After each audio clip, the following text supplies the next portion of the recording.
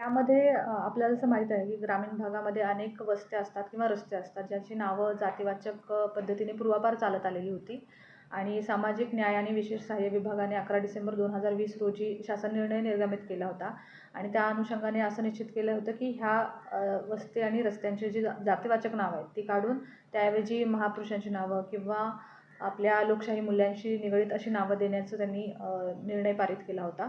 परंतु त्याची कार्यपद्धती ही 28 एप्रिल 2021च्या ग्रामविकास विभागाच्या निर्णयाने निश्चित झाली होती की जेणेकरून ग्रामीण भागातली वस्त्यांची आणि रस्त्यांची नावे कशी बदलता येतील.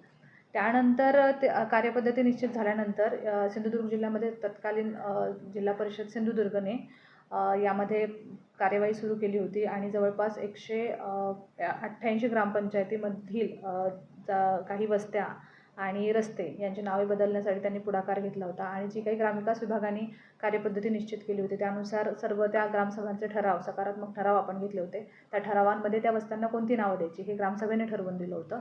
त्यानंतर BDOंकडून जिल्हा परिषदेकडून व्यवस्थित ठराव प्राप्त झाल्यानंतर हे आपण शासन स्तरावरती पाठवले होते.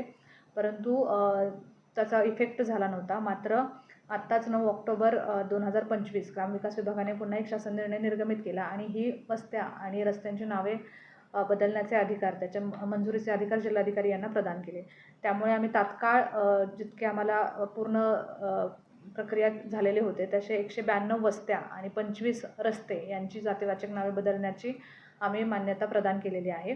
त्याचप्रमाणे सर्वात पहिल्यांदा अंमलबजावणी करणारा जिल्हा हा सिंधुदुर्ग ठरलेला आहे. याचा मला नक्कीच आनंद आहे.